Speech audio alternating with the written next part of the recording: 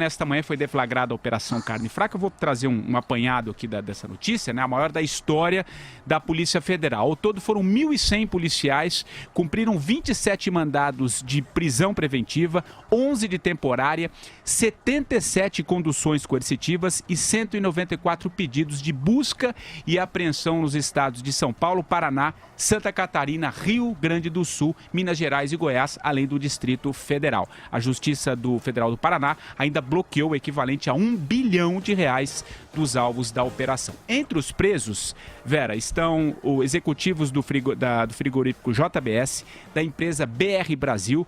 Os frigoríficos investigados usavam produtos químicos, alguns cancerígenos, para maquiar o cheiro da carne vencida e injetavam água para aumentar o peso dos produtos. A gente vai falar disso aqui e a gente separou também um trechinho, viu, Andreasa e Madureira, para a gente falar um pouquinho antes, um trecho desse áudio gravado que foi disponibilizado pela manhã, e um dos donos do frigorífico Pequim, Idair Antônio Pequim, conversa com a mulher dele, Anair Clay Pequim, sobre o uso de carne proibida em lotes de linguiça.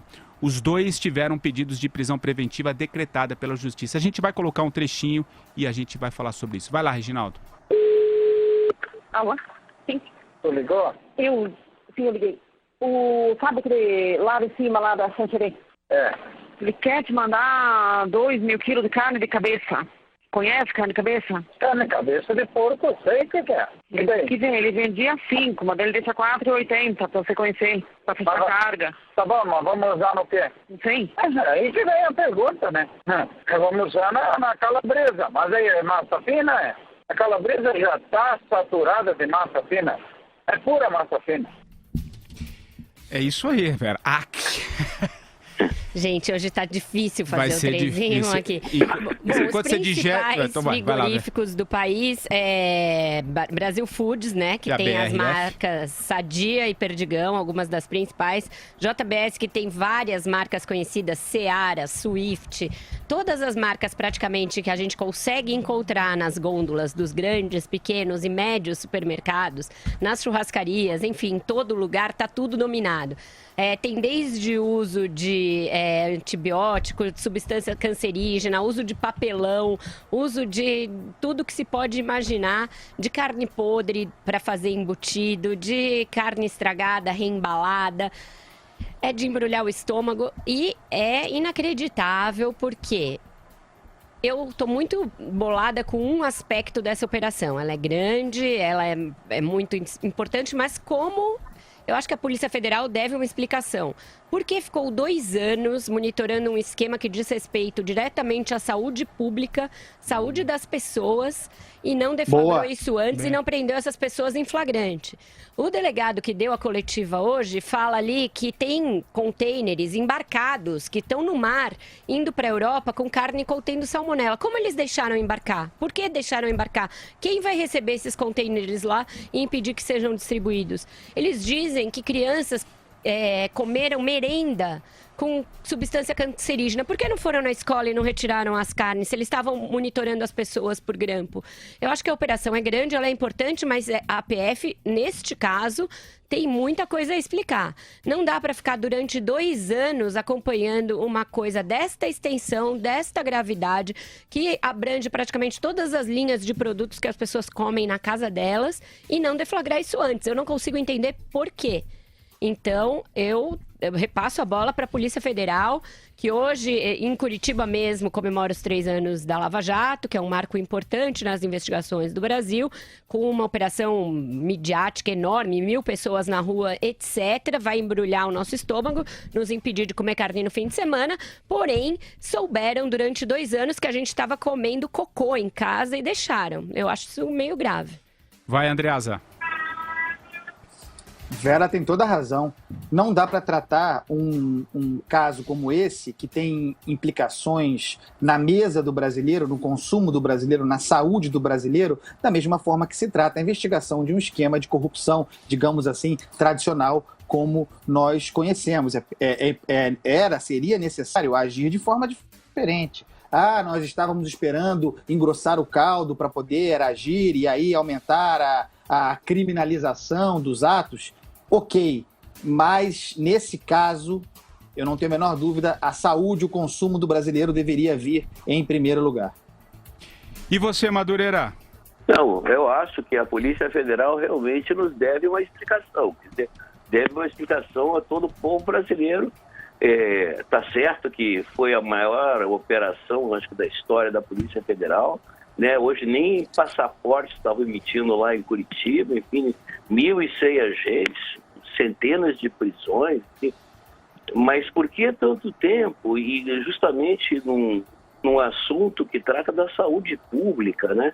Agora, é impressionante, porque tudo no Brasil está desmoronando, nem mais churrasco na laje fim de semana o Brasil pode fazer, o brasileiro pode fazer, porque até a carne, né? E a irresponsabilidade das pessoas, você misturar produtos cancerígenos, vender carne podre, misturar com papelão, o que vai pela cabeça dessas pessoas? A que ponto chegou a ética, né, os valores do Brasil? Né? E não é frigorífico de fundo de quintal, são grandes frigoríficos, grandes corporações. Imagina agora também os mercados internacionais. A gente vai perder vendas, é claro, com containers, com salmonela chegando na Europa. Ninguém mais vai querer comprar carne brasileira. Só o Roberto Carlos e o Tony Ramos que vão comer carne, pô, da Friboi. Esses têm obrigação de comer todo esse estoque adulterado de carne. Aliás, eu acho que é um compromisso público. Eu gostaria de pedir a esses senhores que assumissem esse compromisso público. Até o Tony Ramos, o garoto propaganda aí da Friboi, se pronunciou, aliás, agora à tarde. Ele disse que ainda tem carne da Friboi no freezer, e que ele vai continuar comendo, mas que ele não tem nada a ver com a Friboi, que ele só fez um contrato com a agência de publicidade. Gente, tem... pelo amor de Deus, claro. Fala sério. Eu gosto do Tony Ramos, é um cara do bem, mas pelo amor de Deus. Tem um grau de disfarçatez tão grande nesse esquema que é o seguinte: os fiscais do Ministério da Agricultura que atuavam aí, o Billy também tá bravo, andou comendo salsicha ruim aí nos últimos tempos. Madureira, controla o Billy aí, que nesse momento de falta de carne pode ser que alguém olhe para ele. Só tem que virar vegetariano. Você tem um diálogo inacreditável entre um fiscal corrupto e um funcionário de frigorífico, em que o fiscal corrupto, que sabia o que ia dentro das carnes que a gente comia, e chega pro cara do frigorífico e fala: meu amigo, a carne já não é mais a mesma, eu peguei aí como propina um peito defumado, mas tá muito ruim, não tem peito nenhum, é quase aquela mortadela só borracha, dei até pro meu vizinho e pra minha cunhada. Imagina o vizinho e a cunhada desse cidadão que receberam o peito de frango que era propina podre, que o cara repassou. Quer dizer, é só no Brasil que acontece uma coisa como essa, gente. Vera, diga. O Madureira tocou num ponto muito importante, quer dizer, além da consequência evidente desse descalabro, dessa falta de respeito para com o consumidor brasileiro, existem as consequências para a exportação brasileira, né? O Madureira mencionou isso. O Brasil é um grande exportador de carne. É o maior, viu? É o maior, viu, Andreasa? Então, é o maior exportador de carne do mundo. E nós já enfrentamos recentemente, em decorrência de doenças, né? Da vaca, do boi, da febre aftosa, exatamente. Agora você imagina que é uma coisa, claro, que é gravíssima, mas que não tem a negligência como base. Agora você imagina as consequências para o mercado exportador brasileiro da barbárie cometida por esses irresponsáveis, no momento em que o Brasil, em profunda recessão, tenta se recuperar. Ainda tem isso. E você vê que é um setor que passou por uma profunda oligopolização nos últimos tempos. Então, esses dois praticamente assambarcaram todos os fornecedores, todos os pequenos frigoríficos, todas as fazendas, os produtores. E esses dois são os que capitaneia um esquema de adulteração pesada de carne que é exportada, de carne que é consumida aqui. E para se tornarem esses gigantes que se tornaram, os tais campeões nacionais, receberam farta contribuição do BNDES em forma de financiamentos, em forma de subsídios, em forma de sociedade. Já são investigados em outras operações da PF, mas a gente não imaginava que estavam vendendo carne podre deliberadamente para as pessoas, né? E nesse caso, né, Madureira, como a Vera bem mencionou, esses dois grandes grupos que dominam, eles faziam campanhas, inclusive pelo fim desses pequenos pequenos frigoríficos, nessas cidades pequenas, exatamente pela questão da higiene, né? É impressionante as campanhas que dominaram os grandes meios de comunicação nos últimos anos, né? Não, tinham comerciais, todo mundo vestido de branco. Exato. Né? O branco imaculado e dizendo da qualidade, que é mentira, mentiram. Isso é uma vergonha, sabe? Isso é um assinte, é inaceitável. Tem que haver punição grave, não só para os funcionários públicos, como para os empresários também, responsáveis, né, por autorizar, né, montar uma operação dessa natureza.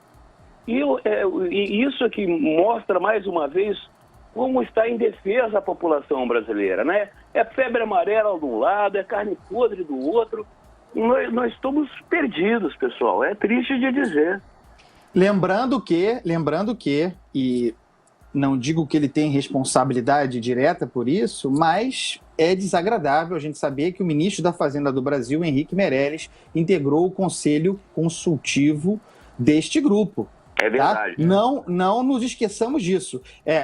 Obviamente, não estamos dizendo que ele tem responsabilidade objetiva, mas se serve para Dilma Rousseff, como membro do conselho da Petrobras, a responsabilidade alguma também há sobre o Henrique Meirelles. Da mesma forma que fazer propaganda para alguma coisa, não importa se contactado pela agência tal, agência sei lá o quê, não importa. Você assume uma responsabilidade, você associa a sua imagem pública àquilo e precisa responder sim. E não fazer gracinha e tampouco tirar o corpo fora. Outra coisa que a gente precisa falar, e me parece uma fragilidade do revelado pela Polícia Federal hoje, porque muito fluido, muito pouco amarrado a ligação com os partidos políticos, né? O delegado falou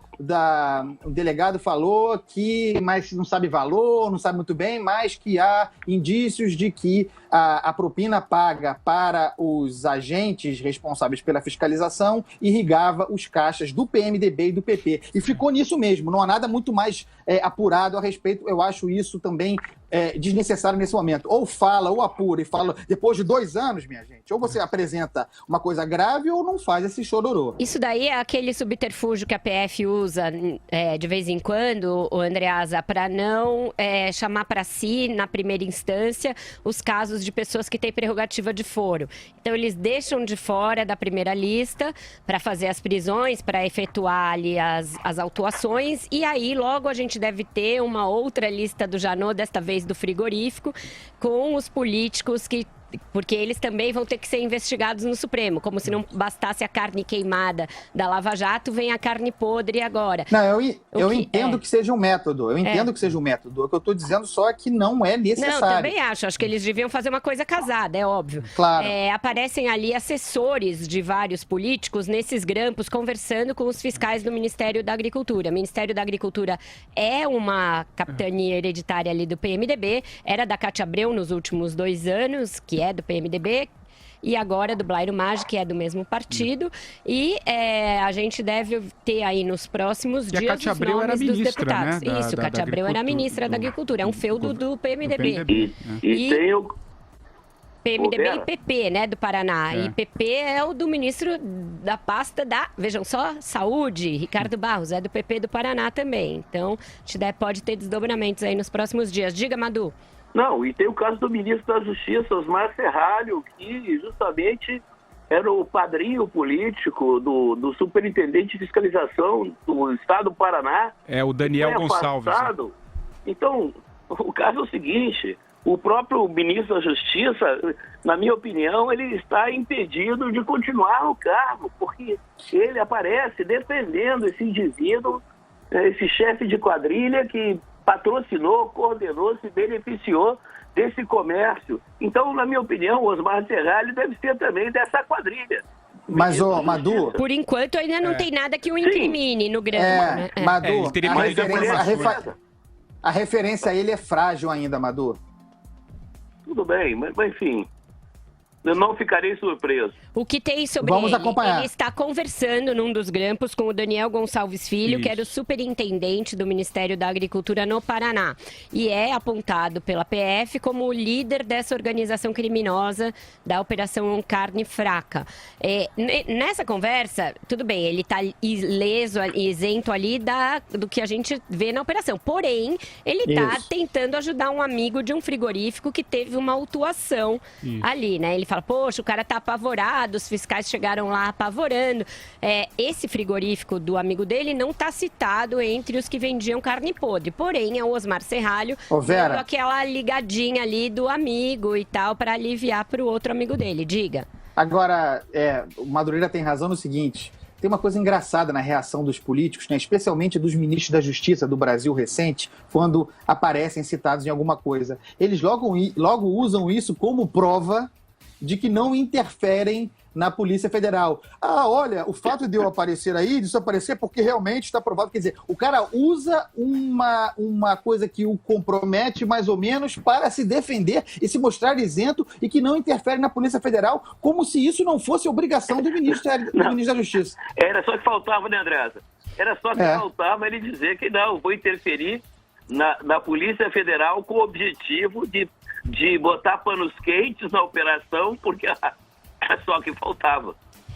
Vamos lembrar que a operação, então, diz respeito aos últimos 2 anos, portanto, é mais um legado da dona Dilma Rousseff para o Brasil, né? Não vamos também deixar de ver que o esquema floresceu e apodreceu nas nossas geladeiras, no nosso freezer, no governo de dona Dilma Rousseff. Agora, pessoal, só uma coisa, Patrick. Vai lá. Eu acho engraçado agora aqui os veganos, né? Os veganos estão em festa, os vegetarianos também. Viu? Vocês, desgraçados, comem carne, vocês são podres e tal. Minha gente, eu vou continuar comendo carne, eu prefiro comer carne de má qualidade do que não comer. E digo mais, eu vou agora adotar uma prática pré-histórica, eu vou começar a abater a carne que eu comerei. Tá? Vou começar a abater eu mesmo estocar, e eu proponho isso ao brasileiro. Boicote os frigoríficos, produzam a sua própria carne. Vamos com tudo. Chega, né, gente? Ai, meu Deus, eu acho que eu prefiro churrasco de melancia. Se eu tiver que sair com tacape por aí. Esse Ô, Vera, aí já passou do ponto. Ô, Vera, Oi. eu vou abater, cortar, condicionar e mando para sua casa. A gente pode até ganhar um dinheiro com isso. Pessoal, há uma oportunidade aí. Vamos voltar aos velhos açougues, Brasil. Mas aí você vai ser preso pela vigilância sanitária. Que é exatamente a campanha que os grandes frigoríficos faziam, né? Esse grupo hoje aí que tá em meio a esse escândalo, né? É isso mesmo.